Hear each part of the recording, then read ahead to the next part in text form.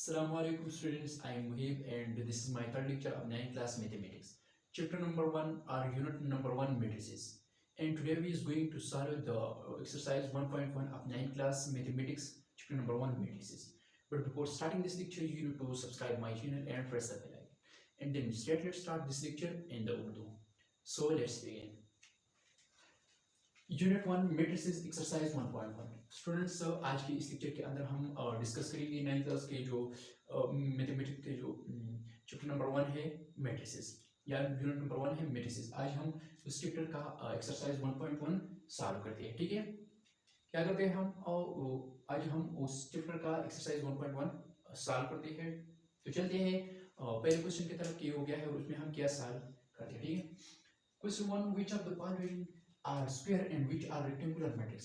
Students याद रखना कि क्वेश्चन में बता रहा है कि दर्ज में कौन से रेक्टेंगुलर मैट्रिक्स है और कौन सी स्क्वायर मैट्रिक्स है। तो स्टूडेंट ध्यान से सुनना कि स्क्वायर मैट्रिक्स होता है जिसमें रोज और कॉलम्स के जो नंबर्स जो तादाद है वो सेम होगी। ठीक है, मतलब ये कि स्क्वायर मैट्रिक्स होगा जिनमें रोज और कॉलम्स की जो तादाद है वो सेम होगा, मतलब ये कि ऑर्डर सेम होगा। जिस मैट्रिक्स का है इस मैट्रिक्स का ऑर्डर सेम होता है उस मैट्रिक्स को हम फिर स्क्वायर मैट्रिक्स कहेंगे। ठीक है, फॉर एग्जांपल 3/3 एक मैट्रिक्स का ऑर्डर है, तो ये हमारे पास स्क्वायर मैट्रिक्स हम इनको कहते हैं क्योंकि इसके जो ऑर्डर है वो सेम है। मतलब ये कि इसमें जो रोज और कॉलम्स की जो तादाद है वो सेम है, इसलिए हम इसको स्क्वायर मैट्रिक्स कहते हैं। ठीक है, और एक और भी मेथड आप यूज कर सकते हैं, वो मैं आपको बाद में बता दूंगा कि आप कैसी रेक्टेंगुलर और स्क्वायर मैट्रिक्स मालूम करेंगे। ये स्क्वायर मैट्रिक्स है और ये रेक्टेंगुलर मैट्रिक्स है। स्टूडेंट्स एक और भी बात भी याद रख लेना कि रेक्टेंगुलर मैट्रिक्स वो होगा जिसमें रोज और कॉलम्स की जो तादाद है वो सेम नहीं होगी। मतलब ये कि 2/3 2/4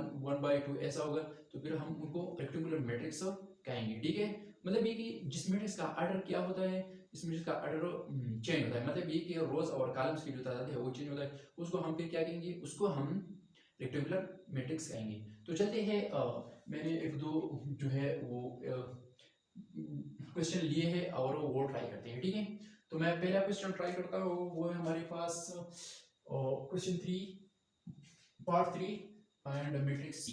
तो ये मैं ट्राई करता हूँ आपके लिए कि ये हमारे पास स्क्वायर मैट्रिक्स है या रेक्टेंगुलर मैट्रिक्स है। ठीक है, C is equal to 1 0 0 0 2 0 0 0 1।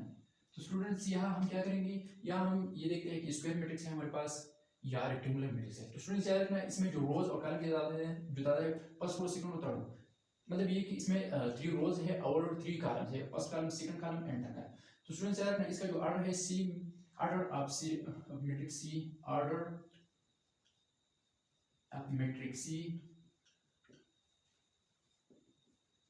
C equal to 3 into 3। तो स्टूडेंट्स यार मैंने आप लोगों को बताया था कि जिस मैट्रिक्स का ऑर्डर जो है ना वो सेम होता है, मतलब ये कि 3/3 4/4, तो उनको हम क्या कहेंगे, तो उनको हम स्क्वायर मैट्रिक्स कहेंगे। तो याद रखना स्टूडेंट्स, अब हमारे पास इस सी मैट्रिक्स का जो ऑर्डर है वो 3/3 है, तो इससे पता चलता है कि ये हमारे पास स्क्वायर मैट्रिक्स है। और एक और भी मेथड ये है कि आप आपने क्या करना है, आपने रोज और कॉलम काउंट करना है। जब रोज और कॉलम्स की तादाद सेम होता है तो फिर हम उसको स्क्वायर मैट्रिक्स कह सकते हैं। एक और भी मेथड ये है कि जब हम ये जो हमारे पास स्क्वायर ब्रैकेट्स है इसके ये दोनों हम जब आपस में ज्वाइन करते हैं, मैच मिला देते हैं, तो ये हमारे पास स्क्वायर बना देता है। तो हम ये मेथड भी इस्तेमाल कर सकते हैं कि हमारे पास स्क्वायर जब बनाता है तो हम इसको स्क्वायर मैट्रिक्स कहेंगे, और जब रेक्टेंगुलर बनाता है तो हम तो फिर हम उसको रेक्टेंगुलर मैट्रिक्स कहेंगे। स्क्वायर मैट्रिक्स में ये होता है कि जो 4 साइड्स है वो उसका जो लेंथ होता है वो सेम होगा, और रेक्टेंगुलर में ये होता है कि अपोजिट साइड जो है ना रेक्टेंगुलर का वो क्या होगा, उसका जो लेंथ है वो सेम होगा। ठीक है, तो स्टूडेंट्स याद रखना, अब मैं यहाँ लिख देता हूँ कि आंसर लिख देता हूँ मैट्रिक्स सी का। तो ये हमारे लिख देता हूँ कि that C matrix is square matrix।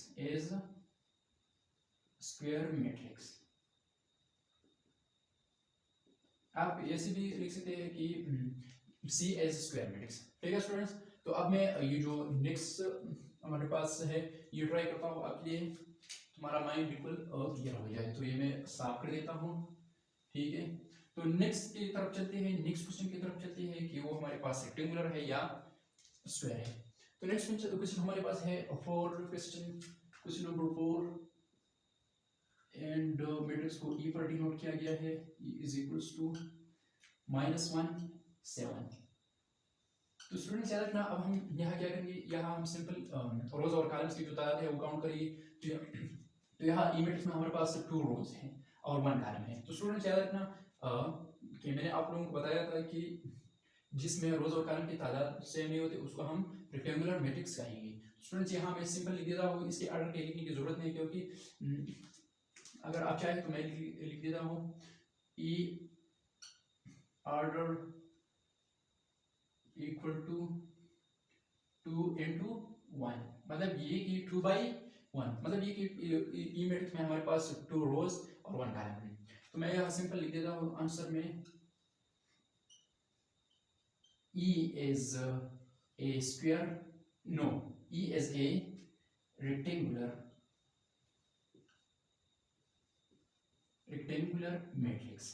ठीक है स्टूडेंट्स, अब मैं क्या करता हूँ, अब मैं ये साफ कर देता हूँ और नेक्स्ट आपके लिए ट्राई करता हूँ मैं।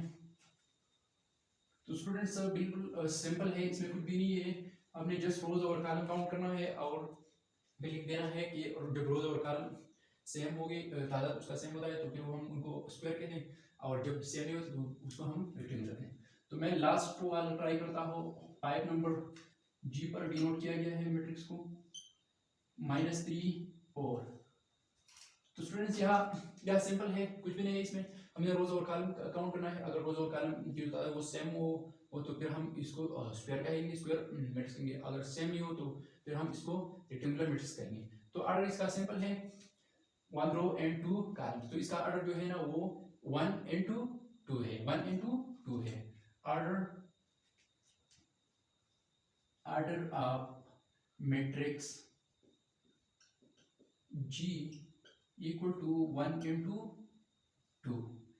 स्टूडेंट्स याद रखना कि यह इसका मतलब ये नहीं है कि 1 मल्टीप्लाई बाय 2, इसका ये हम ऐसे रख देंगे 1/2। ठीक है, तो यह हमारे पास जो जी मैट्रिक्स का जो ऑर्डर है वो 1 into 2 है, 1/2 है। तो इससे पता चलता है कि इसमें रोज और कॉलम की जो तादाद है वो सेम ही है, तो ये हमारे पास रेक्टेंगुलर मैट्रिक्स है। तो मैं आंसर में लिख देता हूँ G is a rectangular matrix. ठीक है स्टूडेंट्स, जी हमारे पास क्या है वो रेक्टेंगुलर मैट्रिक्स है। और स्टूडेंट्स एक और मेथड भी आज आप इस्तेमाल कर सकते हैं, ये दोनों जब मिला देते हैं हम तो हमारे पास रेक्टेंगुलर बनता है। मैंने राइटिंग में थोड़ा बहुत गलती किया है, इसलिए रेक्टेंगुलर से ही नहीं बन सकता। तो जब हम ये स्क्वायर ब्रैकेट्स आपस में मिला देते हैं तो हमारे पास रेक्टेंगुलर जब हमारे पास रेक्टेंगुलर बनेगा तो फिर हम उसको रेक्टेंगुलर मैट्रिक्स कहेंगे, और जब हमारे पास स्क्वायर बनेगा तो हम फिर उसको स्क्वायर मैट्रिक्स कहेंगे। तो स्टूडेंट्स अब नेक्स्ट चलते हैं क्वेश्चन नंबर 2 की तरफ की उसमें हमारे पास क्या है। तो चलते हैं क्वेश्चन नंबर 2 की तरफ। ठीक है, question 2 list the other of the following matrix. Students ना क्वेश्चन नंबर 2 हमारे पास है कि फॉलोइंग जो मैट्रिक्स है, मतलब जेड में जो मैट्रिक्स है उसका ऑर्डर लिस्ट करें, उसका ऑर्डर लिखिए। तो स्टूडेंट्स याद रखना, मैं आप लोगों को बता दूंगा कि सिंपल आपने ऑर्डर कैसे लिखना है। आपने ऑर्डर ऐसे लिखना है एक मैट्रिक्स की, सबसे पहले आपने जो रोज है एक मैट्रिक्स के अंदर वो काउंट करना है, और फिर दरमियान में क्रॉस लगाना है, और फिर आपने कॉलम्स की जो तादाद है, जो नंबर्स है, जो तादाद है वो आपने लिखना है। ये हमारे पास जो है ना ऑर्डर का तरीका है। स्टूडेंट्स आपने इससे जो लेक्चर है लेक्चर नंबर 2 आपने जरूर देखना है, 9th class mathematics lecture number 2 आपने जरूर देखना है। उसमें मैंने डिटेल से बताया है कि मैट्रिक्स क्या होता है, ऑर्डर क्या होता है, और इस तरह मैंने ये भी गाइड किया है कि कॉलम्स और रोज क्या होता है। तो ये सब मैंने उस लेक्चर में गाइड किया। ठीक है, तो अब हमारे पास क्वेश्चन ये है कि मतलब जेल मैट्रिसेस की क्या लिखूं, मतलब जेल मैट्रिसेस के ऑर्डर लिखूं। ठीक है, तो मैं ये क्वेश्चन जो है ना ये ट्राई करूंगा। तो चलते हैं ट्राई करते हैं। पहला क्वेश्चन हमारे पास है 6 नंबर, तो ये ट्राई करता हूँ मैं आपके लिए। 6 मैट्रिक्स को डी पर डिनोट किया गया है। हमारे पास एलिमेंट्स या एंट्रीज है 1 2 3 6 5 9 0 0 0। तो यह मैं क्या करता हूँ, यहाँ मैं डी मैट्रिक्स का ऑर्डर लिखता हूँ। ठीक है, तो आंसर में मैं लिख देता हूँ D order of D matrix, order of matrix D is, वो क्या है? तो हम क्या करेंगे, अब हम सिंपल जो है ना रोज काउंट करेंगे कि कितना रोज है हमारे पास इस डी मैट्रिक्स में। तो first row, second row, third row, ठीक है। हमारे पास क्या है, 3 रोज हैं और कॉलम जो है ना first column, second column, third column. हमारे पास क्या है, दरमियान में जो है क्रॉस लगाना है और फिर क्या करना है, फिर जो कॉलम की होता है वो लिखना है। तो ये सिंपल हमारे पास डी मैट्रिक्स का क्या हुआ, डी मैट्रिक्स का ऑर्डर हो गया, ठीक है। आप ये ऑर्डर ऐसे भी लिख सकते हैं, 3/3 लिख सकते हैं, 3/3 भी लिख सकते हैं, आप ऐसे भी लिख सकते हैं। इसका ऑर्डर 3/3 डैश सिर्फ लगाना है आपने। कभी कभार हम इस फॉर्म में लिखेंगे, कभी कभार इस फॉर्म में, आप जो भी जिस भी फॉर्म में आप लिखना चाहे तो आप लिख सकते हैं, ठीक है स्टूडेंट्स। अब नेक्स्ट लिखते हैं, नेक्स्ट मैट्रिक्स का ऑर्डर लिखते हैं कि उसका ऑर्डर क्या होता है, ठीक है। चलो, तो नेक्स्ट जो हमारे पास क्वेश्चन है वो है 5 और मैट्रिक्स को h पर डिनोट किया गया है। मैं यहाँ लिख देता हूँ 5, मैट्रिक्स को h पर डिनोट किया गया है और हमारे पास मैट्रिक्स जो है वो है 3 2। तो यहाँ आंसर में मैं लिख देता हूँ order of matrix x, no of matrix h is, क्या है वो मैट्रिक्स x का, मैट्रिक्स h का ऑर्डर। तो सिंपल है, कुछ भी नहीं है उनमें। हमने क्या करना है, रोज को काउंट करना है और यहाँ लिख देना है ऐसा, और फिर कॉलम्स को काउंट करना है, तो first column and second column, और मेन और दरमियान में जो है ना क्रॉस लगाना है हमने, तो 2 कॉलम है हमारे पास। तो मैट्रिक्स h का जो हमारे पास ऑर्डर बन गया वो क्या है, वो 1/2। आप 1/2 भी लिख सकते हैं, 1/2 भी लिख सकते हैं, 1-/2 भी लिख सकते हैं, ठीक है। स्टूडेंट्स याद रखना कि ऑर्डर को हम डायमेंशन साइज भी कह सकते हैं, ठीक है। तो अब नेक्स्ट ट्राई करते हैं कि उसका ऑर्डर क्या आता है। सिंपल है, कुछ भी नहीं है इसमें। आपने क्या करना है, जस्ट ऑर्डर लिखने में आपने पहले जो है ना रोज को काउंट करना है और फिर कॉलम काउंट करना है। तो अब मैं ट्राई करता हूँ, और टू पार्ट हमारे पास जो है ना मैट्रिक्स को बी पर डिनोट किया गया है। मैं लिख देता हूँ पार्ट 2 मैट्रिक्स को बी पर डिनोट किया गया है। मैट्रिक्स में हमारे पास जो एलिमेंट्स है, एंट्रीज है, वो है -4, कि क्या है -4। तो आंसर में मैंने सिंपल लिखना है, answer order or dimension of matrix B is equal to. तो हमें क्या करना है, हमने रोज और कॉलम काउंट करना है। तो हमारे पास इसमें एक रो है हमारे पास इस मैट्रिक्स में, बी मैट्रिक्स में। तो मैं एक लिख देता हूँ और दरमियान में क्रॉस, और हमारे पास एक कॉलम है तो फिर एक लिख देता हूँ। तो इसका मतलब ये है कि बी मैट्रिक्स का जो ऑर्डर है वो 1/1 है, ठीक है। 1 रोज है बी मैट्रिक्स में और 1 कॉलम है, ठीक है। तो अब लास्ट वाले में आप लोगों के लिए ट्राई करूंगा कि वो हमारे पास उसका ऑर्डर क्या आता है, ठीक है। तो लास्ट हमारे पास ये है पोल नंबर मैट्रिक्स को एफ पर डिनोट किया गया है, ठीक है।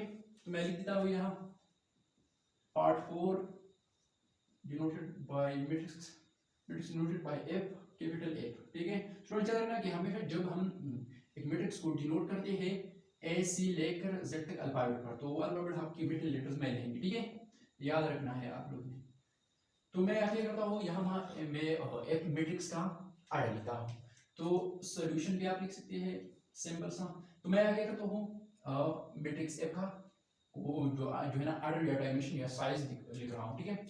तो साइज और ऑर्डर और dimension of matrix F is equal to. तो हमें क्या करना है, सिंपल रोज को काउंट करना है। तो first row, second row, third row. तो हमारे पास इस मैट्रिक्स F मैट्रिक्स में हमारे पास 3 रोज हैं, 3 रो है, और दरमियान में हमने बाय लगाना है या क्रॉस लगाना है, अब ऐसे भी लिख सकते हैं, ठीक है। और जो कॉलम्स की तादाद है वो काउंट करते हैं, फर्स्ट कॉलम सेकंड कॉलम, तो कॉलम्स की तादाद है वो 2 है। स्टूडेंट्स याद रखना हमारे पास जो F मैट्रिक्स की जो डायमेंशन है, साइज है या ऑर्डर है, ऑर्डर और साइज को हम डायमेंशन भी कह सकते हैं, वो हमारे पास है 3/2। 3/2 मतलब ये कि 3 इसमें रोज है और 2 कॉलम है, ठीक है।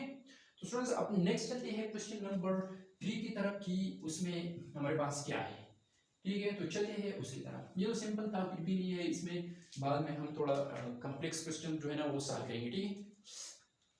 Question 3, if A matrix equal to 8 give the following elements। Students अगर हमको एक मैट्रिक्स दिया गया है, वो उसको कैपिटल ए पर डिनोट किया गया है, और हमको बता रहा है कि गिव द फॉलोइंग एलिमेंट्स, जो नीचे एलिमेंट्स दिए गए हैं वो दे दे, वो मालूम करें, वो पॉइंट करें। तो हम क्या करेंगे, सिंपल मैं ये मैट्रिक्स यहाँ लिखूंगा। हमारे पास जो मैट्रिक्स है वो है, वो कैपिटल ए पर डिनोट किया गया है। मैट्रिक्स सिंपल है 3 2 -4 -2 5 0 2 1 5 -3 4 6, ठीक है स्टूडेंट्स। तो सिंपल है, आपने टेंशन नहीं लेनी। स्टूडेंट्स हमें बता रहा है कि f a matrix equal to था, f a matrix equal to 8 give the following elements, जो मतलब में जो एलिमेंट्स हैं वो दे वो मालूम करें। तो हम सबसे पहले a पार्ट मालूम करेंगे, ठीक है। तो a पार्ट मालूम करने के लिए मैं क्या करूंगा, यहाँ पर a पार्ट लिखूंगा।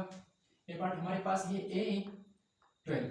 स्टूडेंट्स याद रखना a12 का मतलब क्या है, a12 का मतलब ये है, या जो a है ये हमारे पास ये जो मैट्रिक्स है, ये टोटल जो मैट्रिक्स है ये डिनोट कर रहा है, ये शो कर रहा है, ठीक है। और 12 क्या क्या शो कर रहा है, 12 में 1 जो है ना ये फर्स्ट रो डिनोट करता है ये, ठीक है। और 2 जो है ये सेकंड कॉलम डिनोट कर रहा है। स्टूडेंट्स याद रखना 1 हमारे पास क्या करता है, 1 हमारे पास फर्स्ट रो डिनोट करता है, और 2 हमारे पास सेकंड कॉलम डिनोट करता है। तो ये हो गया, ठीक है। स्टूडेंट्स याद रखना कि जो बोथ रो और कॉलम है ये किस डिजिट को टच कर रहा है, दोनों रोज और कॉलम किस डिजिट को टच कर रहा है, 2 को टच कर रहा है। तो स्टूडेंट्स याद रखना answer a12 is equals to 2, ठीक है स्टूडेंट्स। तो सिंपल है, कुछ भी नहीं है इसमें। तो मैं नेक्स्ट वाला ट्राई करता हूँ, इसमें नेक्स्ट पार्ट ट्राई करता हूँ आपके लिए। अच्छा, तो सिंपल है, इसमें कुछ भी नहीं है, मैंने जस्ट ये लिखना है। अब हमने A23 मालूम करना है, A23। स्टूडेंट्स याद रखना यह जो स्मॉल लेटर्स में A है, ये क्या डिनोट कर रहा है, ये हमारे पास ये टोटल मैट्रिक्स डिनोट कर रहा है। और उनको बता रहा है कि ए मैट्रिक्स में सेकंड रो, ये वाला सेकंड रो हमारे पास ये है ना, second row and third column, second row and third column हमारे पास ये है। तो स्टूडेंट्स याद रखना यहाँ सेकंड रो और थर्ड कॉलम किस डिजिट को टच कर रहा है एक ही टाइम में, तो 0 को टच कर रहा है। स्टूडेंट्स याद रखना answer A23 is equal to 0, ठीक है स्टूडेंट्स। आप इसी तरह मैंने क्वेश्चन नंबर पार्ट नंबर 3 भी ट्राई करना है, तो पार्ट नंबर 3 ट्राई करते हैं। सिंपल है, कुछ भी नहीं है, जस्ट आपने मैथमेटिक्स में एक्टिव रहना है। A32 हम मालूम करते हैं, अब A32 हम मालूम करते हैं। स्टूडेंट याद रखना कि ये जो स्मॉल लेटर में A है ये क्या डिनोट कर रहा है, ये मैट्रिक्स रिप्रेजेंट करता है, शो करता है, डिनोट कर रहा है। और ये जो 32 है, 32 का मतलब ये है कि इसमें जो 3 है, 32 में जो 3 है ये क्या, ये हमें क्या शो कर रहा है इस मैट्रिक्स में, ये हमें थर्ड रो शो कर रहा है, ये थर्ड रो शो कर रहा है, ठीक है। और 2 हमारे पास सेकंड कॉलम शो कर रहा है, 2 हमारे पास क्या करता है सेकंड कॉलम, तो सेकंड कॉलम हमारे पास ये हो गया, ठीक है। स्टूडेंट्स याद रखना इस रो और कॉलम ने एक ही टाइम पर किस डिजिट को टच किया, तो हमारे पास ये इस रो और इस कॉलम ने एक टाइम में एक को टच कर दिया, तो हमारे पास क्या बना, तो हमारे पास इसका जो आंसर है A32 का, वो हमारे पास सिंपल है, क्या है ANS A32 is equal to 1, A32 is equal to 1, हमारे पास एक को टच कर रहा है, तो इसलिए A32 इज इक्वल टू 1, ठीक है। तो अब मैं ये साफ कर देता हूँ, और जो नेक्स्ट है वो नेक्स्ट पार्ट्स है वो सॉल्व करता हूँ आपके लिए, ठीक है। तो सिंपल है, कुछ भी नहीं है इसमें। अब हमने क्या करना है, अब हमने A43 जो है ना फाइंड आउट करना है, 4 पार्ट A43। तो स्टूडेंट्स याद रखना ये जो स्मॉल लेटर में A है, ये हमारे पास ये जो टोटल मैट्रिक्स है ये डिनोट कर रहा है, और 43 में जो हमारे पास फर्स्ट 4 होता है, हमारे पास 43 में जो 4 है ये हमारे पास 4 रो डिनोट कर रहा है, ठीक है, ये वाला। और 3 क्या कर रहा है, 3 हमारे पास जो है ना थर्ड कॉलम को डिनोट कर रहा है। थर्ड कॉलम हमारे पास ये है, तो स्टूडेंट्स याद रखना इस 4 रो और थर्ड कॉलम ने एक ही टाइम पर किस डिजिट को टच किया, तो 6 को टच किया। तो हमारे पास आंसर क्या हुआ, आंसर हमारे पास है a 43 का इज इक्वल टू 6, ठीक है। स्टूडेंट्स लास्ट पार्ट ट्राई करता हूं आप लोगों के लिए, सिंपल है, कुछ भी नहीं है, जस्ट लास्ट पार्ट नहीं और भी 2 पार्ट्स हैं। तो पहले नंबर में ट्राई करता हूं a30। तो स्टूडेंट्स याद रखना ए हमारे पास इस टोटल मैट्रिक्स को डिनोट कर रहा है और 13 में 1 हमारे पास क्या कर रहा है, 1 हमारे पास फर्स्ट रो को डिनोट कर रहा है, फर्स्ट रो को डिनोट कर रहा है ये वाला, और 3 थर्ड कॉलम को डिनोट कर रहा है। तो स्टूडेंट्स याद रखना थर्ड कॉलम हमारे पास ये है। स्टूडेंट्स याद रखना कि फर्स्ट रो ये, थर्ड कॉलम ये है, तो दोनों रो और कॉलम हमारे पास एक ही लाइन पर -4 को टच कर रहा है। तो हमारे पास जो आंसर हुआ, आंसर a13 इक्वल टू -4।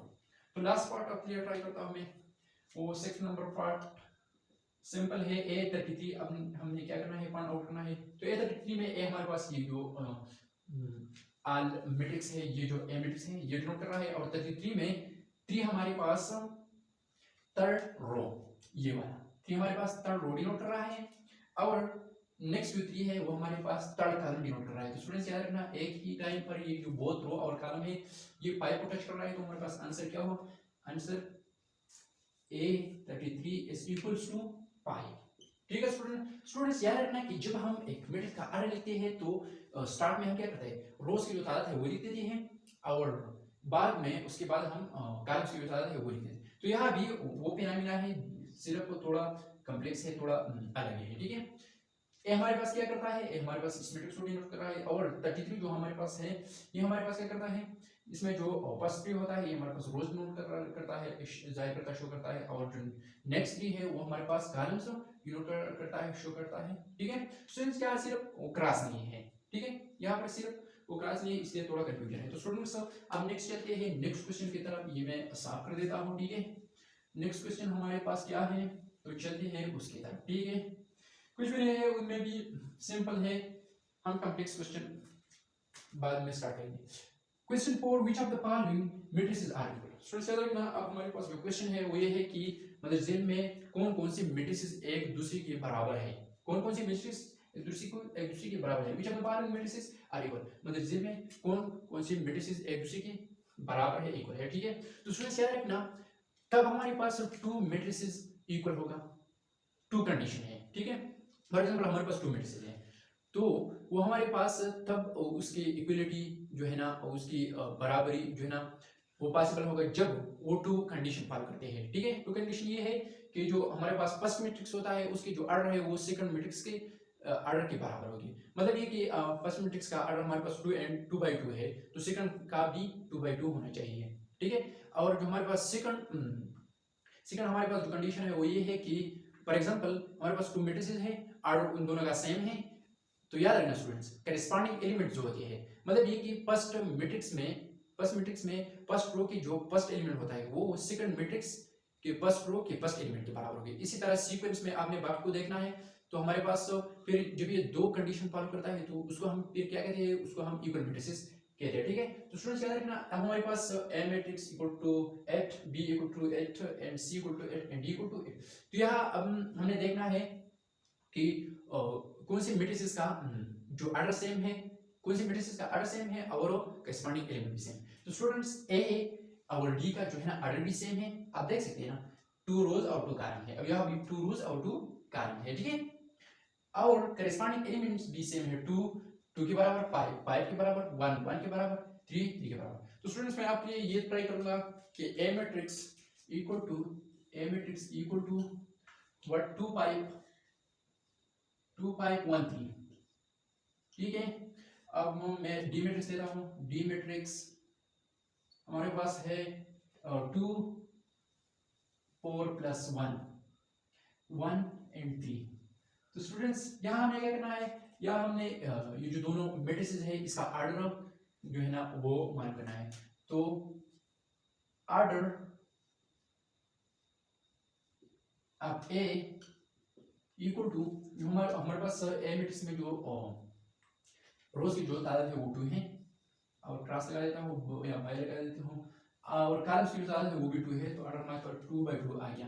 तो इस तरह मैं ऑर्डर अब ए लिख देता हूँ, तो भी हमारे पास क्या है, फर्स्ट रो 2 रोज है और 2 कॉलम है, तो दोनों का जो ऑर्डर है वो सेम है। तो अब हमने क्या करना है, अब हमने करिस्पॉन्डिंग एलिमेंट्स चेक करना है, ठीक है। तो मैं यहाँ लिख देता हूँ ये मैट्रिक्स, मैं लिख देता हूँ कि A matrix equal to D matrix, so it is equal to 2 5 1 3, और यह मैंने जो है ना ये जो मैट्रिक्स है इसको थोड़ा सा सिंप्लीफाई करना है, 2 4 + 1 = 5 1 and 3। स्टूडेंट्स याद रखना कि A matrix equal to D because corresponding element is also be same, ठीक है।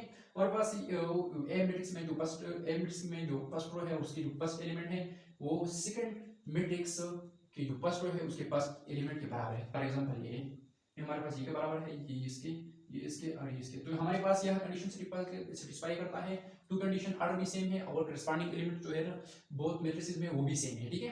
तो ये हमारे पास ए और डी जो है ना ये हमारे पास इक्वल मैट्रिक्स है, ठीक है। तो यहाँ मैं लिख देता हूँ ए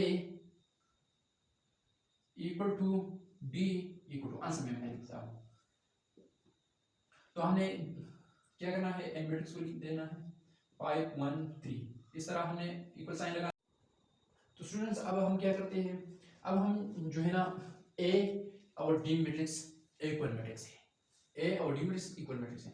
तो याद रखना स्टूडेंट्स बी और C matrix B equal matrix है, क्योंकि इसके जो बी मैट्रिक्स का जो ऑर्डर है और सी मैट्रिक्स का जो ऑर्डर है वो दोनों सेम है और करस्पॉन्डिंग एलिमेंट भी सेम है। तो मैं यह लिख देता हूँ, आपके लिए ट्राई करता हूँ, B matrix is equal to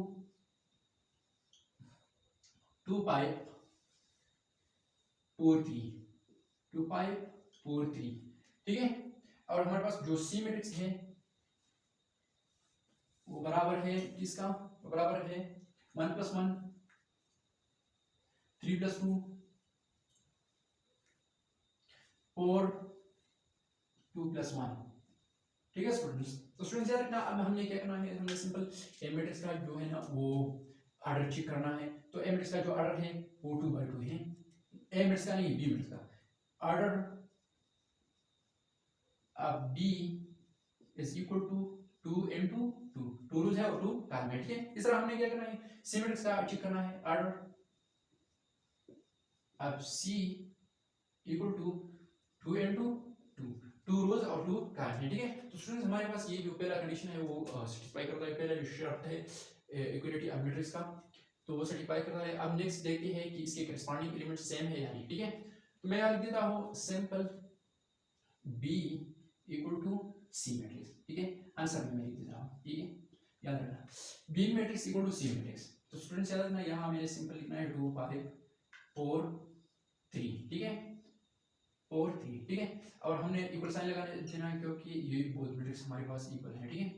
3 + 2 4 2 + 1, तो मैं यहाँ थोड़ा सा सिंप्लीफाई करता हूँ, B equal to C equal to हमने ये मैट्रिक्स वैसा ही लगा देना है 4 3, तो यहाँ मैं लिख देता हूँ 2 1 + 1 = 2, 3 + 2 5 4 2 + 1 3, ठीक है।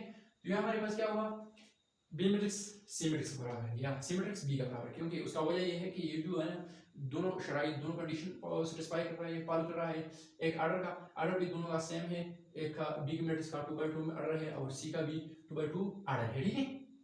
और हमारे पास जो करस्पॉन्डिंग एलिमेंट्स है इन दोनों मैट्रिक्स में, करस्पॉन्डिंग एलिमेंट का मतलब ये है कि ये हमारे पास फर्स्ट एलिमेंट है इस मैट्रिक्स में, तो यहाँ भी फर्स्ट एलिमेंट है इस मैट्रिक्स में, ये सेकंड एलिमेंट है, यहाँ भी सेकंड एलिमेंट है, ये थर्ड है, यह भी थर्ड है, ये फोर्थ है, यहाँ भी फोर्थ है, ठीक है। तो हमारे पास क्या है, करस्पॉन्डिंग एलिमेंट भी सेम है और ऑर्डर भी सेम है, तो हमारे पास ये बोथ मैट्रिसेस क्या है, ये हमारे पास इक्वल मैट्रिक्स है। स्टूडेंट्स अब नेक्स्ट ये है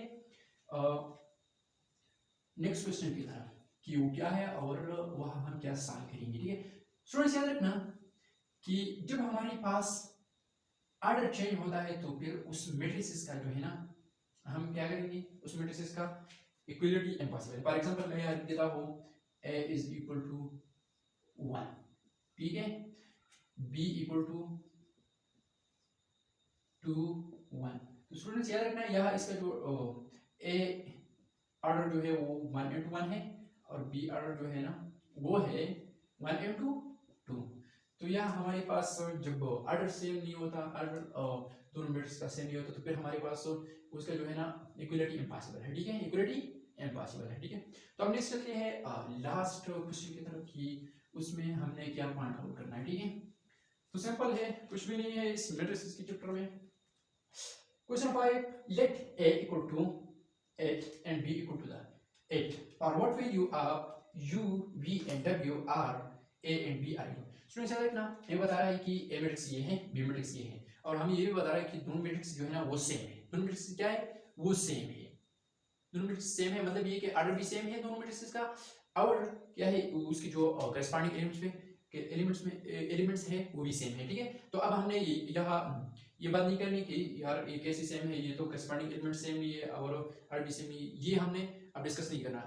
हमने जस्ट सिंपल क्या करना है, u v और w का वैल्यू मान करना है। स्टूडेंट्स हमको दो मैट्रिक्स दिया गया है, एक a मैट्रिक्स है और नेक्स्ट जो हमारे पास है वो बी मैट्रिक्स है, और हम बता रहे हैं कि दोनों मैट्रिक्स जो है ना ये सेम है, ठीक है, इक्वल है एक दूसरे का। हमें पता है कि करेस्पॉन्डिंग एलिमेंट भी सेम है और आर्डर भी सेम है, ठीक है। तो अब हमने ये बात नहीं डिस्कस करी, ठीक है। हमने जस्ट क्या करना है, हम बता रहे हैं कि u v एंड w का वैल्यू मालूम करें, ठीक है। तो हम जस्ट ये वैल्यूज मालूम करेंगे इस मैट्रिक्स से। तो मैं यहाँ लिख देता हूँ a matrix is equal to a matrix is equal to what 2 3 2 minus 3 u 0। इस तरह b जो हमारे पास मैट्रिक्स है वो है v -3 5 w। तो स्टूडेंट्स याद रखना, अगर यहाँ देखा जाए तो सिंपल है, कुछ भी नहीं है इसमें। हमें क्या करना है, फाइंड करना है, क्या find values of u v and w, ठीक है। ये वैल्यूज हमने फाइंड आउट करना है, ठीक है। सिंपल है, कुछ भी नहीं इसमें। हमें क्या करना है, हमने इस ये जो दोनों मैट्रिसेस है हमको उसने ऑलरेडी बताया था कि करेस्पॉन्डिंग एलिमेंट भी सेम है और ऑर्डर भी सेम है। तो ऑर्डर हमारे पास order of A equal to 2 rows और 2 कॉलम है, 2 into 2 2/2। Order of B equal to 2/2 2 into 2, ठीक है। तो ऑर्डर दोनों का सेम है तो करेस्पॉन्डिंग एलिमेंट भी सेम होगा, ठीक है। स्टूडेंट्स याद रखना कि जब ऑर्डर सेम होता है तो फिर नहीं, स्टूडेंट्स याद रखना कि यहाँ हमारे पास ऑर्डर सेम है, और हमको ऑलरेडी ये बताया गया था कि हमारे पास यहाँ ऑर्डर भी सेम है, दोनों मैट्रिसेस भी सेम है और करेस्पॉन्डिंग एलिमेंट भी सेम है, ठीक है। तो हमने क्या करना है, जस्ट u v और w का वैल्यू मान करना है। तो मैं क्या करूँगा, आंसर में मैं लिखूंगा, क्या लिखूंगा answer 2 equal to v, 2 equal to v। तो यहाँ हमारे पास v का 2 equal to v और v equal to 2। तो हमारे पास v का जो है ना वैल्यू मालूम हो गया। स्टूडेंट्स यहाँ मैंने लिखा 2 equal to v और फिर लिखा v equal to 2। इसका मतलब ये है कि फॉर एग्जांपल 5 + 1 = 6, तो 6 = 5 + 1, यहाँ भी ये बनाना है, ठीक है। कुछ भी नहीं है इसमें, सिंपल है, ठीक है। तो यहाँ मैं क्या लिख देता हूँ, यहाँ मैं लिख देता हूँ हमारे पास यह जो v का जो वैल्यू है वो फाइंड आउट होगी इस तरह -3 = -3 -3 = -3। मतलब ये कि एक पर्सन पर जो है ना, एक पर्सन ने 3 रुपीस कर्ज लिया है और दूसरे पर्सन ने भी 3 रुपीस कर्ज लिया है। तो स्टूडेंट्स याद रखना कि दोनों पर्सन जो है ना हमारे पास वो कर्ज में सेम है। मतलब ये कि ऐसा नहीं कि एक पर ज्यादा कर्ज है और एक पर कम है, दोनों क्या है, दोनों कर्ज की पेना में सेम है, ठीक है। तो -3 = -3 और यहाँ u = -5 u = 5, ठीक है। तो हमारे पास u भी फाइंड आउट हो गया। अब नेक्स्ट क्या करना है हमने, 0 = w, 0 = w, या इसके जगह मैं ऐसा भी लिख सकता हूँ w = 0, क्योंकि मैंने आप लोग यह बताया कि 4 into 3 = 3 into 4, ठीक है। तो हमारे पास सेम आंसर आता है 4 into 3 = 3 into 4, 3 into 4 = 4 into 3, ठीक है। इस तरह अगर ये मैं यहाँ लेकर आऊँ और ये यहाँ लेकर आऊँ तो कोई भी फर्क नहीं पड़ सकता, जो फिर 4 3 time equal to 12 equal to 3 4 time equal to 12, तो 12 12 का बराबर 12 का बराबर। ठीक है, तो स्टूडेंट्स यहाँ भी सेम यहाँ में हमने जो है ना 3 वैल्यूज जो है ना वो मालूम कर लिया। ठीक है, अच्छा स्टूडेंट्स, तो हमारे पास एक्सरसाइज 1.1 में जस्ट 2 क्वेश्चंस बाकी है, 6 और सेकंड और 7 क्वेश्चन। तो students, this were our today lecture. In the next lecture we meet again with you, so subscribe Mohib Rahi Reckless YouTube channel for more like this type of lecture. So okay, bye, Allah Hafiz.